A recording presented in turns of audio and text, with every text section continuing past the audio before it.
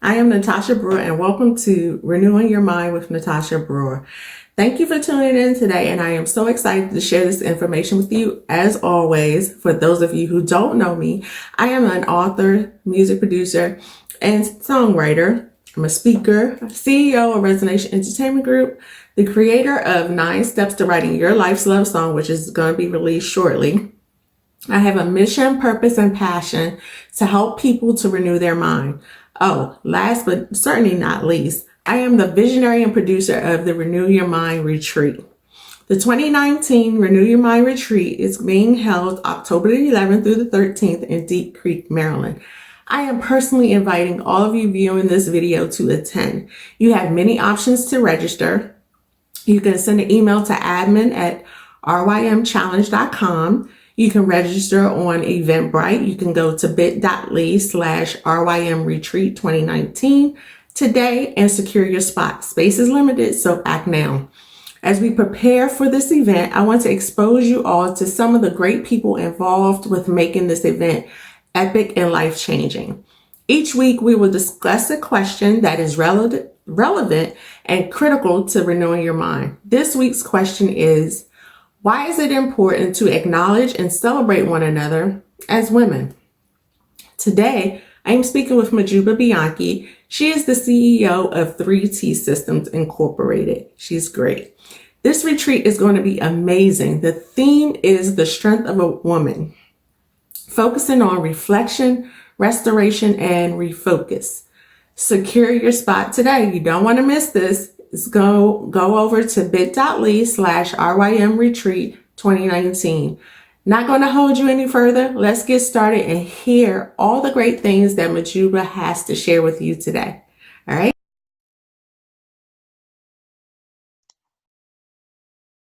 All right. So hello, this is Natashia Brewer. I am the owner and CEO of Resonation Entertainment Group. I am here today with the wonderful Mahjooba Bianchi. She is the CEO and the wonderful things she's up to. Hi, Mahjooba. Good morning. Hello, good morning. Thank you so much for that introduction. I'm excited to be here today doing this interview with you. A little bit about me. I am a mom of 3, and that's what makes me proud the most. I am also the CEO of 3T Systems as a professional training certification company in various different certifications such as the project management certification or IT certifications that are very popular out there. And one of the biggest things, aside from being a mom and a CEO, is that I call myself a passion infuser. Anyone that I meet, I try to excite them. I try to talk about the biggest things what they can do to be their best. That's what I love to do. Just motivate as much as I can. So that's about me. Love that. When you said a passion infuser, that is just awesome. You are an inspiration to those around you. So, what we come here today to talk about was, why is it important to acknowledge and encourage one another as women? And where do you see that we have issues and areas to improve on that? Yeah, no, absolutely. I think that as women, we tend to sometimes focus on the negative things about each other. And, oh, look at her hair, or look at how she walks, or the body shaming that happens a lot that we see. So that's so prominent out on social media, and just and what I've done is that, when I was younger, you kind of felt like that was just part of the social life, and you did it. And I realized this isn't really serving me. And I, at that moment, made a decision that I was going to actually uplift women, that it wasn't going to be about I wasn't going to showcase their insecurities. So that change happened within me and I started to compliment. I started using positive words, and really words that would bring out the inner beauty of this individual, and for them to say, oh, you know what, yes, there's more to me than my physical looks. There's more to me than how my hair looks or my dress sizes. And I saw a change. I saw that women were more attracted to being around me. They looked at me now as their mentors, and I liked that. I saw that just that little change, a little mindset change, allowed me to now really have a positive circle and be around the type of women that I wanted to be around. It's extreme. It is, you know, again, it's extremely important as women that we work together, that we uplift each other, just because of we're already, it's the corporate world is full of individuals that are actually looking at women to fail, or we never get an opportunity to be in leadership roles.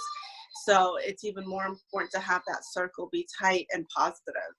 Yeah, that is so true. And it's hard to get out of that mindset because it's so ingrained in us. So you mentioned something about social media. How does that impact negatively and, positively on how we can uplift one another? I think that, you know, the uh, we have now the ability to share something or not share it. For example, just recently, I'm part of a group where, you know, just to get input, a picture was shared of two women from their back, and it said, you know, one's a Cadillac and one's a Ronald or another type of car that wasn't, you know, so very high end. And it was just a comment at the bottom of it. And in that group, it made me feel good to see women who are, you know, trying to put a stop to the body shaming. The lady that was shown to be as the Cadillac was younger, had a figure, her figure was showing more prominent from the back. And so, you know, women took that picture in whole lot of different things. And I think it brought out some of the feelings that we have. Some women said, you know, maybe they are talking about cars, maybe they're talking about the quality of their clothing. And some women said, no, this is about this woman's backside, one having a backside and one not having a backside. So there's that sour feeling that we as women, because we've been projected as sex objects in the media, where even now, if something may be a joke or it may be about the clothing, we're going to take that a step further and analyze it and get, you know, the discussion got pretty heated, and some women were pretty upset that it was even shared. But I think it's okay to share it. It's okay to have those sentiments come out, because we can learn from that and say, yes, this is what's happening. And then it gives me an opportunity to talk to my 11-year-old and say, hey, look, you know, this is what's out here, but your body is your body, and that you need to keep it healthy. You have to eat good food, but it's not what completely matters. What matters is your intelligence and how you treat others. So it allows for a conversation to be had. Yes, there's a negative side to social media. I absolutely think that, you know, not everything's great in terms of women and how we're projected. However, it also gives an opportunity for us to come home and have those discussions with our young girls. Yeah, that's so true, and that's so important. So, how do you feel about how do you feel about how someone feels about themselves and how it limits us to uplift someone else? Oh wow, that's a great question. I know that I personally always struggled with my weight and how I looked, and that heaviness always made me feel so insecure. Mhm. It kept me from walking up to groups of people, maybe in high school, and even saying hi because of how I felt. I just thought that maybe I wasn't, you know, pretty enough to be part of that group. Maybe I wasn't the right weight, or, you know, even putting on certain clothes, I just never felt good in it. And I'll tell you, it did keep me back from making a lot of good choices. And it wasn't until later in my 30s that I decided that I needed to do something to make myself feel better. And that's all I said. I didn't care about the size of my clothes. I just wanted that feeling of heaviness to just go away. The Mm-hmm. feeling of that there's this dark cloud over me. And yeah, I mean, I started eating healthier. I went for walks, and gradually, I mean, I really literally just started walking half a mile a day, because I feel like I can't commit to long term goals, because I end up giving up halfway. So what I do now is I say incrementally, I will today commit to 5 minutes of walking. And so I did that, and I started feeling better. And I noticed that I started trusting myself a little better. And of course, that comes with some more, trusting yourself takes some training. However, I felt good. I ended up getting more in front of the camera, took pictures. I did less cropping of myself. Mm-hmm. And as a business owner, you're forced to come in front of the audience that you are selling to, the individuals that are interested in your product. And so I remember doing videos over and over and over again, just not liking it. So it had an impact on my business, on the income I was bringing home. So yes, I mean, I think it is such a detrimental thing that really, if you don't take care of yourself early on mentally, and realize that yes, your mental state and your physical state is connected, it's hard to move forward. Yeah, and that's so true. And you know how important it is for, you mentioned your girls, right? So how you see yourself kind of plays into how they see themselves and what they can do and what they can accomplish. So I know that's important for you and big, because you talk about that a little bit, how you want your girls to be when they get older.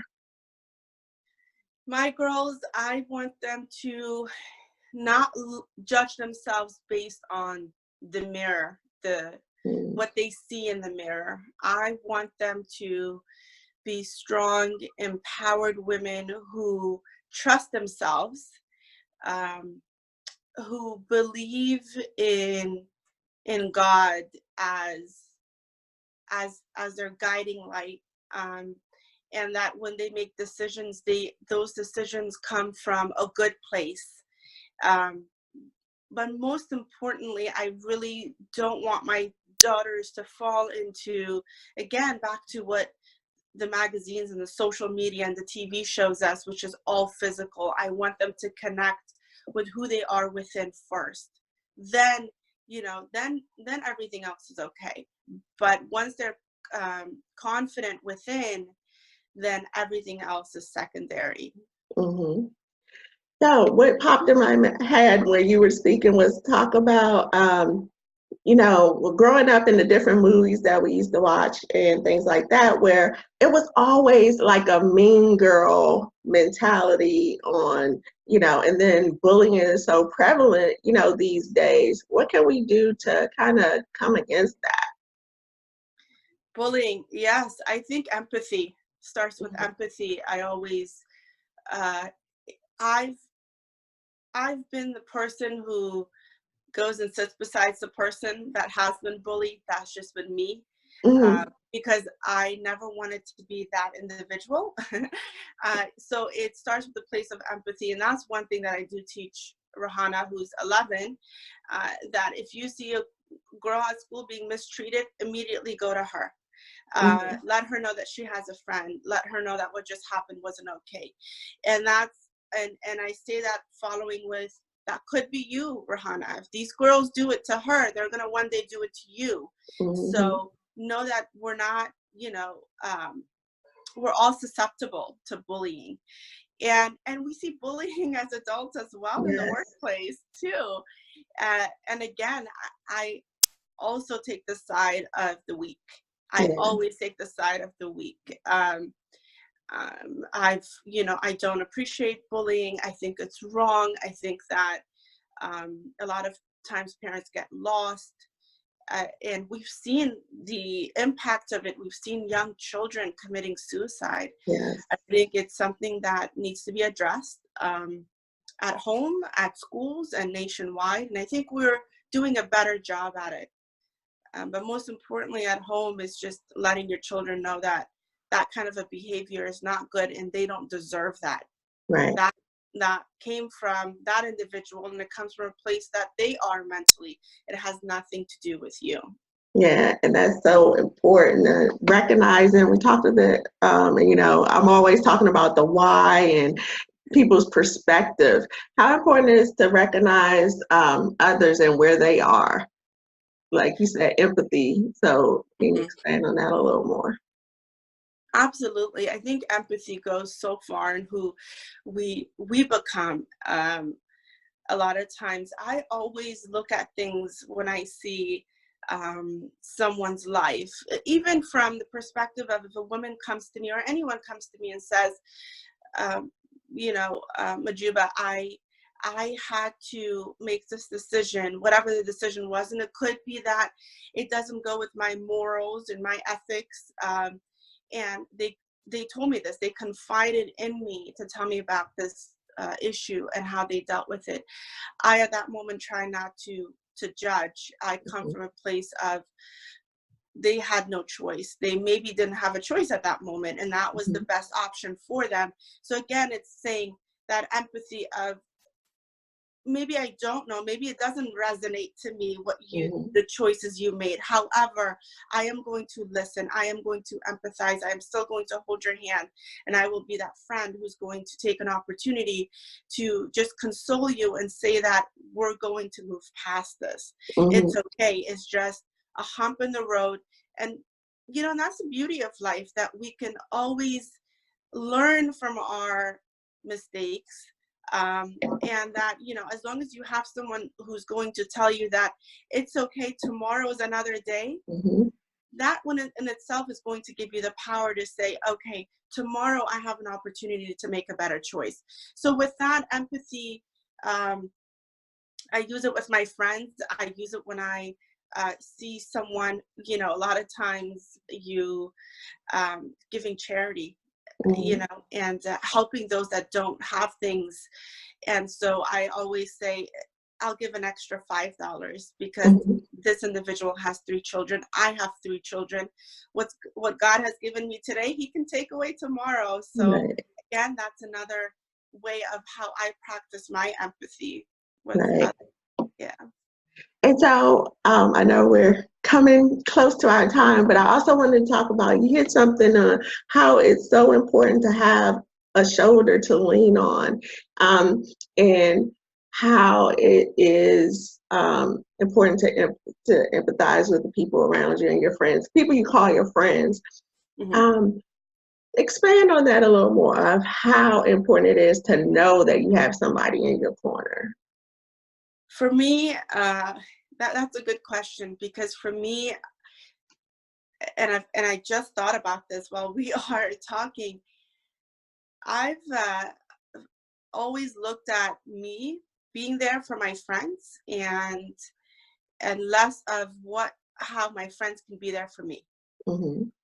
And I've learned that I also need someone to understand me, to have empathy for me, to allow me to have a shoulder, for me to put my head on. And I've realized that where I can't, recently, I can't take on everyone's burdens as well. And with saying that, I've had to make some decisions to say, because other people's burdens are too heavy for me, and it's not allowing me to be my best, I decided that I was going to walk away from certain relationships, as hard as it was. But at home, I have a wonderful, wonderful husband who is a man who allows me to put my head on his shoulder, allows me to come to him, and he shows me empathy. So thank God that I have him. With I'm more open with my husband than I am with other friends. I've noticed that with my friends, I put on like a more tougher face, and I don't know where that comes from. I should be more vulnerable, and I should let them know how I feel. But I always think that I'm putting my burden on others. You see how that just, you know, it just came out, but it's true. I always say I don't want to burden my friends with what I'm going through, because I will get through this too. I will overcome it. So yeah, there's so much more to be said about that, but I'll stop there. You have so much to share. And one of the things that popped in my mind was when you were sharing that, how we have to be so tough and putting on a certain, not being as vulnerable with our friends as they could be with us. Because you know, for me, I always had to have it together. I always had to have my stuff in order. So that's a hindrance too, because we do need to be vulnerable and, you know, be able to share and get the support we need from others. So that's great. That's great. Any other things that you want to share? So if you had to share something with someone who is struggling with acknowledging another woman and supporting another woman, what advice would you give them to that? I would say, love that woman how you would want to be loved. And no matter how hard it is, you see a woman that's sitting by herself, no one's talking to her, go be that person, go sit next to her, introduce yourself. You would be amazed what that woman could potentially bring into your life.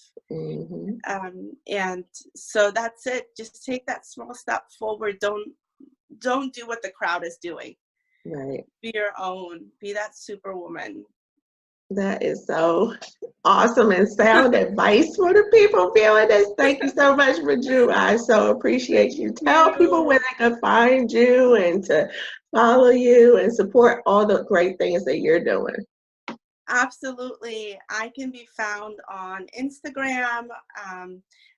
It's Mahjooba underscore Easy PM training, or Easy PM. And then on Facebook under Mahjooba Bianchi, I do have my own personal page. And so I do post a lot of things related to professional development certifications. But on Instagram, I will post some things that more details about, you know, how as career women, how we can really, through professional certifications, how we can grow. So you can find me all over. But also through Natashia. So if you ever want to get a hold of me, we can connect that way too. Yeah, because this is my friend, Mahjooba Bianchi. Thank you for joining and just speaking life into those who listen. Thank you, Mahjooba. Thank you so much. See you guys in October. She is one of the powerful speakers at the Renew Your Mind retreat. Yes, so be there. I'm excited. Be there. It's an amazing conversation with Mahjooba Bianchi. As stated, she is one of the amazing speakers at the 2019 Renew Your Mind retreat. The 2019 Renew Your Mind retreat is October the 11th through the 13th in Deep Creek, Maryland. Again, I am inviting you all viewing this video to attend. You have many options to register. You can send an email to admin@rymchallenge.com. You can register via Eventbrite. Go to bit.ly/RYM Retreat 2019 today to secure your spot. Space is limited, so act now. I look forward to seeing you all there. The theme is the strength of the woman, focusing on reflection, restoration, and refocus, setting goals and action plans. Secure your spot today by going to bit.ly/RYM Retreat 2019. Have a wonderful day. Peace and blessings. Bye.